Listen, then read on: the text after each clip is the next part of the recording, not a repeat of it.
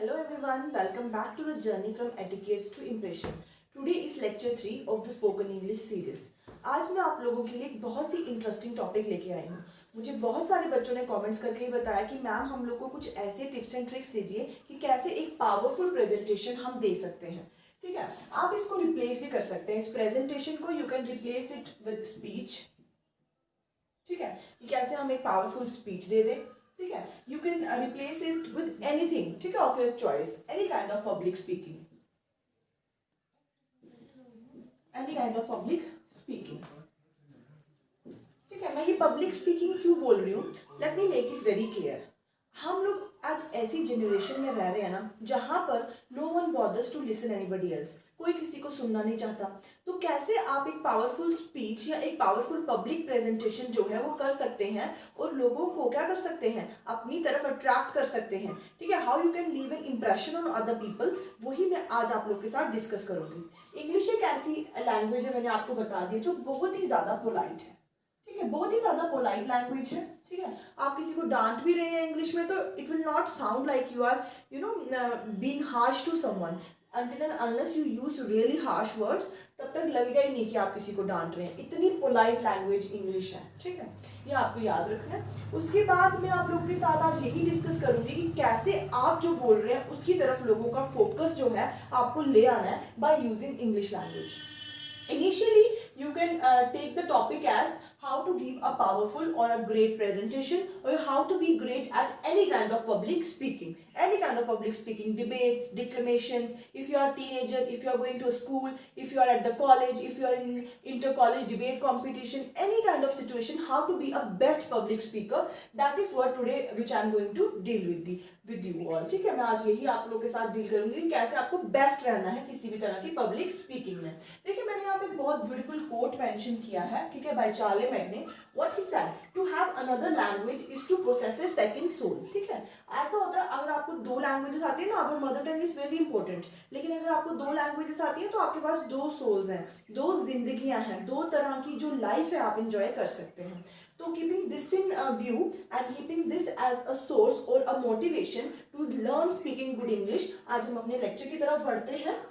सबसे पहले क्या होता है ना, हम लोग जब भी कोई स्पीच देने जाते हैं या कोई पब्लिक स्पीकिंग में जाते हैं, हम लोग एक छोटा सा अपना सा एक ना अपने आप को एक बाउंड्रीज में जो है वो कैद कर लेते हैं. हम सोचते हैं कि हम यहाँ से यहाँ तक बोलेंगे एंड दैट्स इट. ऐसे नहीं है. आपको सबसे पहले जब भी किसी पब्लिक स्पीकिंग में जाना है, what you have to do is you have to think about details in advance. You have to think about the details. For example, अगर आप इंडिपेंडेंस डे की स्पीच देने पर जा रहे हैं और आप क्या हैं, किसी गाँव के सरपंच हैं या कहीं के पंच हैं या फिर क्या है, एक जनरल ऑडियंस है, अगर वहाँ पे आपको चांस मिल रहा है अपने व्यू पॉइंट्स प्रेजेंट करने का regarding that topic, for example अगर इंडिपेंडेंस डे है, तो आप डिटेल्स में पहले ही एडवांस में सोच लीजिए कि आप लोग को वहाँ बोलना क्या है. ठीक है, क्या पे होता है ना, एक्सटेम्परे होता है जहाँ पे आपको ऑन द स्पॉट टॉपिक दिया जाता है और आपको ऑन द स्पॉट बात करनी होती है. तो उस केस में भी आपको क्या करना है, टेक अ मिनट और two and think about the details in advance, like what you are going to speak. ठीक है, और अगर आपको पता है कि टॉपिक क्या रहने वाला है, तो घर पे बैठ के अच्छे से उस टॉपिक के बारे में पहले तो सोच लीजिए कि आपको कहां से कहां तक अपनी लिमिटेशंस को रखना है. Think about the topic in advance. For all those who have asked me ma'am how to give a great presentation, because if you are college going student, if you are a university student, और if you are a school going kid, so what you have to do is you have to do the homework. आपको घर पे details में थोड़ा advance में सोच लेना है कि मुझे कहां तक अपनी लिमिट्स को रखना है. उसके बाद you have to introduce yourself and set the theme. देखो, बहुत से बच्चे क्या होता है ना, जैसे स्पीच देने के लिए कहीं जाएंगे या प्रेजेंटेशन देने के लिए कहीं जाएंगे, तो they will go and they will say good morning everyone, तो our topic is this and this. ठीक है, वो कुछ भी अपना टॉपिक बता देंगे. फॉर एग्जांपल, अगर मैं हूँ and I am going for a speech competition, या फिर मैं अपने कॉलेज में प्रेजेंटेशन देने जा रही हूँ, I am a BEd student और any kind of people I am, तो मैं क्या करूँगी, मैं जाऊँगी, I introduce my self, good morning everyone, I am here to give a presentation, and then I straight forward jump into my topic. आपको ऐसा नहीं करना है. आपको अपने आप को भी पहले अच्छे से इंट्रोड्यूस करना है. गो देयर, ठीक है, stand there and with a smile you have to introduce yourself. You can say that good morning और good afternoon everybody, or if it is winter season you can say a very warm welcome. ठीक है, a very warm welcome to each and everyone present here and the topic. ठीक है, then you have to introduce yourself also before introducing the topic, that my name is, for example, my name is Smriti Sharma, so how will I start? First of all, I have to think in advance that what I am going to speak. Then I will enter the stage. मैं stage पर जाऊंगी और वहाँ पे जाके बोलूंगी a very warm welcome to each and everyone present here. My name is Smriti Sharma and today I am going to throw light on the topic environment. For that matter any kind of topic. So there has to be a smile. ठीक है, वहाँ पे एक छोटी सी smile मेरे face पे होनी चाहिए. That will add to my personality and that will grasp the audience towards myself. Basic purpose क्या होगा? बहुत सारे 15-20 बच्चों की स्पीच होती है तो क्यों एक या दो को अवार्ड मिलता है? बिकॉज उसकी स्पीच ग्रास्पिंग होती है. आपकी जो पब्लिक स्पीकिंग है वो ग्रास्पिंग होनी चाहिए, अटेंशन ग्रास्पिंग होनी चाहिए. तो आप वहां पर जाओगे, you will introduce yourself, that a very warm welcome to each and everyone present here. My name is Smriti Sharma and I am going to throw light on this topic. Yeah, I am going to talk about the topic, whichever topic it is, that I am going to talk about environment. I am going to talk about Republic Day. ठीक है, and I hope all of you will listen to me. तो initially ही आप क्या कर लो, थोड़ा smile लेके लोगों को अपनी तरफ grasp, उनकी attention जो है वो अपनी तरफ खींच लो. So that is the next step. उसके बाद आपको outline या agenda आपको provide करना है. That why the people should listen to you. वो आपको क्यों सुने? इतनी बिजी शेड्यूल से वो वहां पर आके आपको क्यों सुने? So you have to provide the outline और एजेंडा.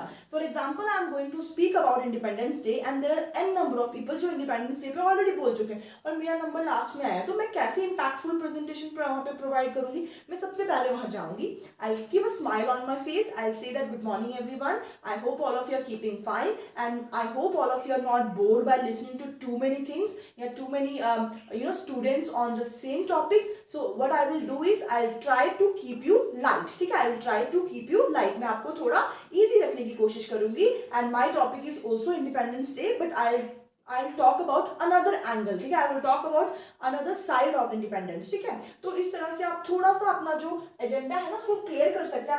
आप वहां पे क्लियर कर सकते हैं कि क्यों मेरी जो स्पीच है वो थोड़ी सी अलग रहने वाली है और इनिशियली अगर आप वो क्लियर कर देंगे तो people will listen to you. I hope this step is clear. उसके बाद आपको ट्रांजिशन एकदम क्लियर कर देनी है. ठीक है, कुछ बच्चे क्या होते हैं ना, वो एक टॉपिक पे ऊपर बोल रहे होते हैं. फॉर एग्जाम्पल अगर आपको बोला है कि वाटर पोल्यूशन के बारे में बताओ, ठीक है, you are talking about water pollution and what you are doing, you are saying what water pollution is and after that you are talking about what causes water pollution and after that you are talking about the after effects of water pollution. लेकिन आप अपनी transitions clear नहीं कर पाते. ठीक है, आप क्या करते हैं, आप एक ही स्पीड में बोलते जाते हैं, कोई मॉड्यूलेशन में चेंज नहीं आई एंड यू आर मतलब एक ही टॉपिक के बारे में बोलते हुए you have to keep that change in your structure. ठीक है, फॉर एग्जाम्पल आप किसी चीज के बारे में डेफिनेशन बता रहे हैं, you can be neutral in telling the definition, लेकिन जब आप उसके कॉजेस के बारे में बता रहे हैं तो you can raise your pitch a bit. Pitch में थोड़ी बहुत मॉड्यूलेशन लाना बहुत जरूरी है when you have to be very good at public speaking.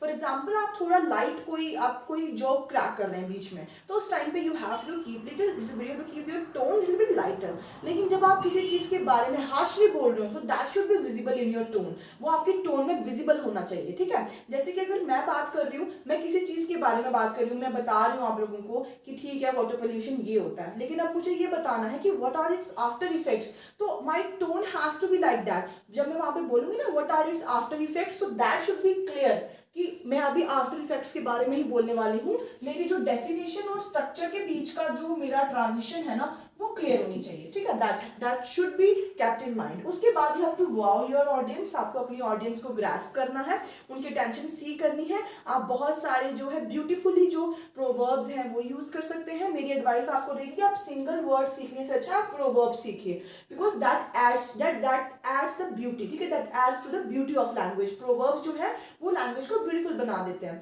So you can wow your audience. ठीक है, in the middle of speaking you can add some jokes. In the middle of speaking you can add something like that okay, you can interrupt me if you feel any kind of trouble in understanding what I am saying. तो आप बीच में ही बोल सकते हैं, कोई आपको interrupt करेगा तो नहीं, but that will add to the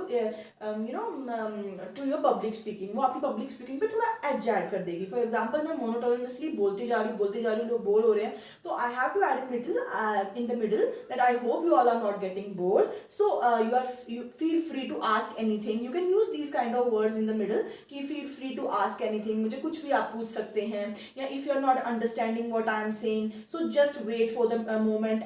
We'll open up the question answer session. After that you can ask me. अगर आप चाहते हैं कि बीच में कोई ना टोके, उसके बाद you can keep a little bit of smile on your face. ठीक है, don't smile unnecessary, but wherever it is required आप थोड़ा बहुत स्माइल कर सकते हैं, to wow your audience. ठीक है, ओके. फिर उसके बाद जब एंड होने वाला तो आप बोल सकते हो let me sum up the main points again. For example अगर किसी ने बीच में नहीं सुना है आपकी स्पीच को, तो एट द एंड आप उसको 2-3 लाइन में जब सम अप करेंगे तो उससे पहले ट्रांजिशन क्लियर कर दीजिए that I am going to sum it up. ठीक है, तो इस तरह से आपकी प्रेजेंटेशन थोड़ी ज्यादा अच्छी हो जाएगी अगर आप लोग इन स्टेप्स को फॉलो करेंगे. You have to summarise at the and.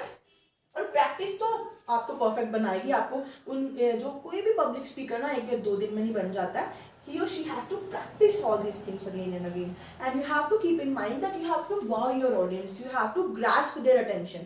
जब तक आप उसकी attention grasp नहीं कर लोगे ऑडियंस की, कोई आपको नहीं सुनेगा. क्योंकि सिमिलरली बहुत से बच्चे सेम चीज़ पे बोल के जा रहे हैं. आपको क्लास में एक क्वेश्चन मिल गया प्रेजेंटेशन बनाने के लिए, 10 बच्चों को वही क्वेश्चन मिला, तो क्यों आपका टीचर आपको ज़्यादा मार्क्स दे देगा? सो किस तरह से वो मार्क्स लेने हैं ना, किस तरह से वो मार्क्स लेने हैं, तो वो आप लोग को टेक्निक जो है मैं आज यहाँ पर बता रही हूँ. And believe me, it works wonders. अगर आप लोग थोड़ी बहुत वहाँ पे एडिशंस कर लेते हैं, फॉर एग्जांपल स्टार्ट करने से पहले you grasp them towards yourself कि okay let's start rolling the ball. ठीक है, let's start rolling the ball मतलब चलो अब ये बॉल हम रोल करना शुरू करते हैं, ऐसा नहीं है. मतलब लेट्स गेट स्टार्टेड, या इस तरह से आप बोलेंगे. या ट्रांजिशन जब आएगी तो आपकी मॉड्यूलेशन, आपकी रेंज, आपकी पिच हाई लो होगी, वो आपकी बस प्रेजेंटेशन पे थोड़ा एज ऐड कर देगी. उसके बाद अगर आप बीच में बोलते हैं you can interrupt me whenever you want, और थोड़े फैक्ट्स एंड फिगर्स आप प्रेजेंट कर सकते हैं. एग्जांपल जो है वो बीच में ऐड ऑन कर सकते हैं. जैसे अगर आपको बताना है कि न्यूमोनिया के पर ईयर केसेस कितने होते हैं, तो you can tell that okay by adding a humorous way you can talk in a humorous way. For example, okay, आप ऐसे बोल सकते हैं कि let me tell you an example. I had a neighbor and she suffered from pneumonia twice and thrice, so that is such is the condition. तो आप थोड़ा सा जो simple facts and figures है ना, वो वहाँ पे present कर सकते हैं. examples के साथ अपनी speech को थोड़ा light बना सकते हैं, so that you can grasp other people attention. तो basically great presentation देने का एक ही तरीका है, that is to grasp your audience and tell them that why they should listen to you. So this is the lecture and this is the lesson for you today. उसके बाद logophilia section में I have few words for you. जैसे atrophy, what do we mean by atrophy? Atrophy is when we are degrading. ठीक है, जब हम डेटीरियोरेट कर रहे होते हैं ना, जब हम क्या बोल रहे हैं कि जब हम एट्रोफी आप लोग यूज़ कर सकते हैं जब आपका कोई रिलेटिव की जो हेल्थ है वो धीरे धीरे हर टाइम पे क्या होती जा रही है, कमज़ोर होती जा रही है, तो डेटीरियोरेट करती जा रही है, तो that is the atrophy situation. ठीक है, एट्रोफी इज जब कोई चीज़ डिटेरियोरेट करती जा रही हो या फिर डिके करती जा रही हो, सड़ती जा रही हो ना, कोई चीज़, किसी चीज़ की लेवल जो है हर दिन कमज़ोर होता जा रहा हो, दैट इज एट्रोफी. तो आपका जो वर्क है आप लोग को याद रहना चाहिए कि आपको मुझे इन्हीं सारे वर्ड्स पे मीनिंग समझ के एक सेंटेंस जो है वो कमेंट सेक्शन में कमेंट करना है. ऑडेशियस तब होता है जब हम लोग बहुत ही ज़्यादा क्या होते हैं, स्ट्रेंथफुल होते हैं. ठीक है, स्ट्रेंथफुल होते हैं. स्ट्रेंथफुल मतलब कि जब हम बहुत ही ज़्यादा क्या होते हैं, फर्म होते हैं, स्ट्रांग होते हैं. ठीक है, आप ऑडेशियस को क्या बोल सकते हैं जी, स्ट्रांग बोल सकते हैं. ठीक है, she is a very audacious girl. To learn English you have to be audacious enough. ठीक है, audacious enough to make mistakes. ठीक है, आप में इतनी ज़्यादा सहन शक्ति होनी चाहिए कि इवन मिस्टेक्स भी आप कर रहे हैं तब भी आप बोलना नहीं छोड़ रहे हैं. Apathy is when you don't have any feeling. ठीक है, आपकी जब कोई फीलिंग नहीं होती ना आपके अंदर किसी के लिए भी, उसे बोलते हैं एट्रोफी. ठीक है, एट्रोफी नहीं, apathy, sorry, apathy. Apathy is when you are feelingless. ठीक है, आपको किसी के लिए कोई क्या बोलते हैं, लगाव ही नहीं है, that is apathy. Apocalyptic is disastrous. ठीक है, अर्थक्वेक इज एपोक्लिप्टिक. ठीक है, डिसास्ट्रस जब कोई चीज़ क्या हो, बहुत ही ज़्यादा हार्मफुल हो, उसे बोलते हैं कि दिस थिंग इज एपोक्लिप्टिक. उसके बाद एक प्रोवर्ब मैं आपके लिए लेके आई हूँ, keeps one's head above water. Keep one's head above water का क्या मतलब होता है, ये आप मुझे बताएंगे कमेंट सेक्शन में. और इन सब सेंटेंसेस पे आपको जो एक वर्ड्स पे जो सेंटेंस बनाना है, ये भी आपका होमवर्क रहेगा. बाकी लेट मी टेल यू कि आपका जो टेलीग्राम ग्रुप है उसके लिए आज का जो चैट का टॉपिक रहेगा that will be apocalyptic. Okay, वो आपकी जो वर्ड सेक्शन है वहीं से मैं रखूंगी. ठीक है, that will be apocalyptic. Apocalyptic आपका टॉपिक रहेगा. ठीक है, apocalyptic. Okay, if it is not clear I will write down here. ठीक है, एपोक्लिप्टिक. एपोक्लिप्टिक, एपोक्लिप्टिक यानी डिसास्ट्रस। तो आप लोग सोच रहे होंगे एपोक्लिप्टिक पे क्या चैट करेंगे, या आप लोग को सोचना है you can talk about various kind of disasters, ठीक है, natural and man made disasters. तो आपकी जो जीके है वो भी इंप्रूव हो जाएगी और साथ साथ में आपकी इंग्लिश भी इंप्रूव हो जाएगी। You have to talk about certain uncommon topics, तभी आप लोग अच्छे से सीख पाएंगे। I hope this lecture was helpful and after this you will be able to snatch a good amount of marks, ठीक है, in whatever, good amount of marks if you are a student and good amount of audience, ठीक है, if you are a public speaker. Thank you, keep learning and keep